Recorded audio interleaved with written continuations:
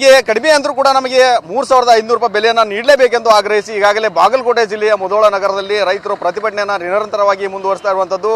ಕಳೆದ 3-4 ದಿನಗಳಿಂದ ಪ್ರತಿಭಟನೆ ಹೆಚ್ಚುತ್ತಾನೆ ಸಾಗ್ತಾ ಇದೆ. ಅದರಲ್ಲೂ ನಿನ್ನೆ ಸಚಿವರು ಏನು ಸಂಧಾನ ಸಭೆ ಮಾಡೋಕ್ಕೆ ಪ್ರಯತ್ನ ಮಾಡಿದ್ರು, ಆ ಸಂಧಾನ ಯಶಸ್ವಿ ಆಗಲಿಲ್ಲ. ಈ ನಿಟ್ಟಿನಲ್ಲಿ ಇವತ್ತು ಮುಧೋಳ ನಗರದಲ್ಲಿ ರೈತರು ಸುಮಾರು 10,000ಕ್ಕೂ ಅಧಿಕ ಜನರು ಸೇರಿಕೊಂಡು ಬೃಹತ್ತಾದ ಒಂದು ರ್ಯಾಲಿ ನಡೆಸೋಕೆ ಸಿದ್ಧತೆಯನ್ನು ಮಾಡ್ಕೊಳ್ತಾ ಇದ್ದಾರೆ. ಇನ್ನೇನು ಕೆಲವೇ ಕ್ಷಣಗಳಲ್ಲಿ ಆ ಒಂದು ರ್ಯಾಲಿ ಆರಂಭ ಆಗುತ್ತೆ. ಸದ್ಯದ ಮಟ್ಟಿಗೆ ಹೇಳೋದಾದ್ರೆ ನಾನು ಆ ರ್ಯಾಲಿ ಆರಂಭದ ಸ್ಥಳ ಅಂದರೆ ಪ್ರತಿಭಟನಾ ಸ್ಥಳ ಮುಧೋಳ ನಗರದ ಏನು ಸಂಗೊಳ್ಳಿ ರಾಯಣ್ಣ ವೃತ್ತ ಅಂತೇನಿದೆ, ಆ ವೃತ್ತದಲ್ಲಿರುವಂತಹ ಸ್ಥಿತಿಗತಿಯನ್ನು ತೋರಿಸ್ತಾ ಇದ್ದೀನಿ.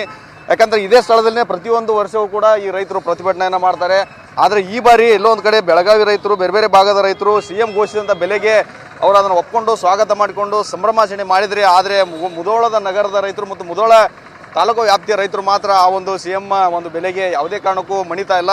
ತಮ್ಮ ಪಟ್ಟನ್ನು ಸಡಿಲಿಸದೆ ಪ್ರತಿಭಟನೆಯನ್ನು ಮುಂದುವರಿಸ್ತಾ ಇದ್ದಾರೆ. ಈ ನಿಟ್ಟಿನಲ್ಲಿ ನಿನ್ನೆ ಉಸ್ತುವಾರಿ ಸಚಿವರು ಆ ಸಂಧಾನ ಮಾಡೋಕ್ಕೆ ಪ್ರಯತ್ನ ಮಾಡಿದರು. ಕಾರ್ಖಾನೆ ಮಾಲೀಕರಾಗಿರ್ಬೋದು ಮತ್ತು ರೈತರು ಯಾರೋ ಇಬ್ಬರನ್ನು ಕರೆದು ಏನು ಒಂದು ಸೌಹಾರ್ದಯುತವಾಗಿ ಮಾತನಾಡಿ ಅದನ್ನು ಬಗೆಹರಿಸಿಕೊಳ್ಳುವಂಥ ಒಂದು ಪ್ರಯತ್ನ ಏನು ಮಾಡಿದರು. ಆದರೆ ಸಭೆ ಮಾತ್ರ ಏನು ಯಶಸ್ವಿ ಆಗಲಿಲ್ಲ, ಫಲಪ್ರದವಾಗಲಿಲ್ಲ. ಈ ನಿಟ್ಟಿನಲ್ಲಿ ಇವತ್ತು ರೊಚ್ಚಿಗೆದ್ದಂಥ ರೈತರು ಬೃಹತ್ತಾದ ರ್ಯಾಲಿ ಮಾಡ್ತಾರೆ. ಅಂದರೆ ಮುಧೋಳದ ಸಂಗೊಳ್ಳಿ ರಾಯಣ್ಣ ವೃತ್ತದಿಂದ ಮುಂದೆ ತಹಸೀಲ್ದಾರ್ ಕಚೇರಿವರೆಗೂ ಕೂಡ ರ್ಯಾಲಿಯನ್ನು ಮಾಡ್ತಾರೆ. 10,000 ಅಧಿಕ ಜನರು ಇಲ್ಲಿ ಸೇರ್ತಾ ಇರುವಂಥದ್ದು ಈಗಾಗಲೇ ನಾವು ದೃಶ್ಯದಲ್ಲಿ ತೋರಿಸ್ತಾ ಇದ್ದೀವಿ.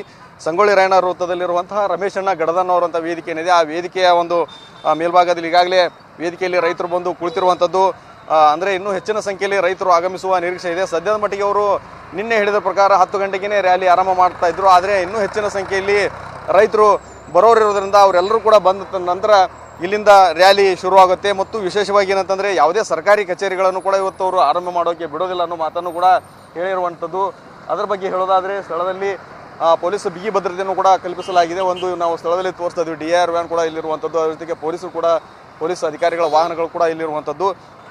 ಎಲ್ಲಕ್ಕಿಂತ ಹೆಚ್ಚಾಗಿ ಭದ್ರತೆ ಅನ್ನೋದು ತುಂಬಾ ಮುಖ್ಯವಾದಂಥ ವಿಚಾರ. ಯಾವುದೇ ರೀತಿ ಅಹಿತಕರ ಘಟನೆಗಳನ್ನು ನಡೆಯದಂತೆ ತಡೆಯುವ ಒಂದು ಉದ್ದೇಶಕ್ಕೆ ಪೊಲೀಸ್ ಅಧಿಕಾರಿಗಳು ಹೆಚ್ಚಿನ ಸಂಖ್ಯೆಯಲ್ಲಿ ಮುಧೋಳ ನಗರದಲ್ಲಿ ಬಂದು ಬೀಡುಬಿಟ್ಟಿದ್ದಾರೆ. ಅಂದರೆ ಇವತ್ತು ಸಂಪೂರ್ಣವಾಗಿ ಮುಧೋಳ ನಗರ ಒಂದು ರೀತಿ ಆ ಕಾಕಿ ಪಡೆಯ ಸರ್ಪಗಾವಲಿನಲ್ಲಿ ತುಂಬಿ ಹೋಗಿದೆ ಅಂತ ಹೇಳ್ಬೋದು. ಆ ದೃಶ್ಯದಲ್ಲಿ ನಾವು ತೋರಿಸ್ತಾ ಇದೀವಿ. ಈಗ ಸುಮಾರು ಜನ ಪೊಲೀಸರು ಬಂದು ಕೂಡ ಇಲ್ಲಿ ನಿಂತಿರುವಂಥ ದೃಶ್ಯವನ್ನು ಕೂಡ ನಾವು ತೋರಿಸ್ತಾ ಇದೀವಿ. ಯಾಕಂತಂದರೆ ಮುಧೋಳ ನಗರದ ರೈತರಂದರೆ ಈ ಹಿಂದೆನೂ ಕೂಡ ಕೆಲವೊಂದು ಸಾರಿ ಕಾರ್ಖಾನೆಗೆ ನುಗ್ಗಿ ಕೆಲವೊಂದಿಷ್ಟು ಅಹಿತಕರ ಘಟನೆಗಳು ಕೂಡ ಆಗಿದ್ದು. ಅಂತಹ ಘಟನೆಗಳು ಯಾವುದೇ ಕಹಿ ಘಟನೆಗಳು ಮರುಕಳಿಸಬಾರದು ಅನ್ನೋ ಒಂದು ಉದ್ದೇಶಕ್ಕೆ ಹೆಚ್ಚಿನ ಸಂಖ್ಯೆಯ ಪೊಲೀಸರನ್ನ ಏನೋ ಬಾಗಲಕೋಟೆ SP ಸಿದ್ಧಾರ್ಥ ಗೋಯಲ್ ಅವರು ನೇಮಿಸಿರುವಂಥದ್ದು. ಬಾಗಲಕೋಟೆ ಜಿಲ್ಲೆಯ ಅದರಲ್ಲೂ ಮುಧೋಳ ಆಗಿರ್ಬೋದು, ಜಮಖಂಡಿ, ತೇರದಾಳ, ರಬಕವಿಬನಹಟ್ಟಿ, ಮಹಾಲಿಂಗಪುರ, ಬೀಳಗಿ, ಹುನಗುಂದ ಇಡೀ ಜಿಲ್ಲಾದ್ಯಂತ ಏನು ಪೊಲೀಸರು ಇದ್ದಾರೆ, ಹೆಚ್ಚಿನ ಸಂಖ್ಯೆಯಲ್ಲಿನ ಪೊಲೀಸರನ್ನ ಇಲ್ಲಿ ಕರ್ಕೊಂಡ್ಬಂದು ಭದ್ರತೆಗೆ ನಿಯೋಜನೆ ಮಾಡ್ತಾ ಇರುವಂಥದ್ದು. ಈಗಾಗಲೇ ಪೊಲೀಸರು ಕೂಡ ಭದ್ರತೆ ನೀಡುವ ವಿಚಾರದಲ್ಲಿ ಯಾವ್ಯಾವ ರೂಟ್ನಲ್ಲಿ ಯಾರು ಏನು ಭದ್ರತೆಗೆ ನಿಯೋಜನೆಗೊಳ್ಳಬೇಕು ಅನ್ನೋ ಒಂದು ವಿಚಾರಕ್ಕೆ ಸಂಬಂಧಪಟ್ಟಂತೆ ಚರ್ಚೆಯನ್ನು ನಡೆಸ್ತಾ ಇರುವಂಥದ್ದು. ಅದರಲ್ಲೂ ಎಸ್ಪೆಷಲಿ ನಾವು ಭದ್ರತೆ ಬಗ್ಗೆ ಹೇಳೋದಾದರೆ ಒಬ್ಬರ SP ನೇತೃತ್ವದಲ್ಲಿ 4 ಜನ DYSP, 12 ಜನ CPI, 40 ಜನ PSI, 65 ಜನ ASI ಸೇರಿದಂತೆ 545 ಜನ ಕಾನ್ಸ್ಟೇಬಲ್ಗಳು, 350 ಜನ ಹೋಮ್ಗಾರ್ಡ್ಗಳು ಮತ್ತು 6 KSRP ತುಕಡಿ. ಇಷ್ಟೊಂದು ಬಿಗಿ ಭದ್ರತೆಯಲ್ಲಿ ಆ ರ್ಯಾಲಿಗೆ ಒಂದು ಯಾವುದೇ ರೀತಿ ತೊಂದರೆ ಆಗಬಾರ್ದು ಅನ್ನೋ ನಿಟ್ಟಿನಲ್ಲಿ ಭದ್ರತೆಯನ್ನು ಕಲ್ಪಿಸ್ತಾ ಇದ್ದಾರೆ. ಮತ್ತು ರ್ಯಾಲಿಯಲ್ಲಿ ಹೊರಟವರಿಂದಲೂ ಕೂಡ ಯಾರಿಗೆ ಬೇರೆ ಸಾರ್ವಜನಿಕರಿಗೆ ಆಗಿರ್ಬೋದು ಮತ್ತು ವಾಹನಗಳಿಗೆ ಆಗಿರ್ಬೋದು, ಅಂಗಡಿ ಮುಂಗಟ್ಟುಗಳಿಗೆ ಆಗಿರ್ಬೋದು, ಏನು ತೊಂದರೆ ಆಗದ ರೀತಿಯಲ್ಲಿ ಒಂದು ಭದ್ರತೆ ಕಲ್ಪಿಸುವ ವಿಚಾರದಲ್ಲಿ ಅದರಲ್ಲೂ ಕೂಡ ಸರ್ಕಾರಿ ಕಚೇರಿಗಳನ್ನು ಏನು ಬಂದ್ ಮಾಡ್ತೀವಿ ಅಂತ ಹೇಳಿಕೊಂಡು ಏನೋ ರೈತರು ಎಚ್ಚರಿಕೆಯನ್ನು ಕೊಟ್ಟಿದ್ದಾರೆ. ಆ ನಿಟ್ಟಿನಲ್ಲಿ ಆ ಸರ್ಕಾರಿ ಕಚೇರಿಗಳ ಮೇಲೂ ಕೂಡ ಯಾವುದೇ ರೀತಿ ದಾಳಿ ಆಗಬಾರ್ದು, ಇಂಥ ಒಂದು ಅವನ್ನೆಲ್ಲವನ್ನು ಕೂಡ ಸುರಕ್ಷಿತವಾಗಿ ಕಾಪಾಡಿಕೊಳ್ಬೇಕನ್ನೋ ಒಂದು ಉದ್ದೇಶಕ್ಕಾಗಿ ಹೆಚ್ಚಿನ ಸಂಖ್ಯೆಯಲ್ಲಿ ಪೊಲೀಸರನ್ನ ಏನು ಬಾಗಲಕೋಟೆ SP ಸಿದ್ಧಾರ್ಥ ಗೋಯಲ್ ಅವರು ನಿಯೋಜನೆ ಮಾಡಿರುವಂಥದ್ದು. ಒಟ್ಟಿನಲ್ಲಿ ಹೇಳೋದಾದ್ರೆ ಇಲ್ಲಿ ಇನ್ನು ಸರ್ಕಾರಿ ಕಚೇರಿ ಬಂದ್ ಮಾಡ್ತೀವಿ ಅಂತ ಹೇಳಿದ್ರೆ ಸದ್ಯದ ಮಟ್ಟಿಗೆ ಆರಂಭವಾಗಿದೆ. ಆದರೆ ಇನ್ನು ರ್ಯಾಲಿ ಏನು ಆರಂಭವಾಗುತ್ತೆ ಅಂಥ ಸಂದರ್ಭದಲ್ಲಿ ಈ ಮಾರ್ಗದಲ್ಲಿ ಬರ್ತಾ ಇರುವಂತಹ ಮತ್ತು ಮುಧೋಳ ನಗರದಲ್ಲಿ ಇರುವಂಥ ಎಲ್ಲ ಸರ್ಕಾರಿ ಕಚೇರಿಗಳನ್ನ ಕೂಡ ಬಂದ್ ಮಾಡುವ ಒಂದು ಸಾಧ್ಯತೆ ಇದೆ. ಇಲ್ಲಿ ನಾವು ತೋರಿಸ್ತಾ ಇದೀವಿ ಸರ್ಕಾರಿ ಸಹಾಯಕ ಕೃಷಿ ನಿರ್ದೇಶಕರ ಕಚೇರಿಯ ಒಂದು ದೃಶ್ಯವನ್ನು ಕೂಡ ನಾವು ಇಲ್ಲಿ ತೋರಿಸ್ತಾ ಇದ್ದೀವಿ.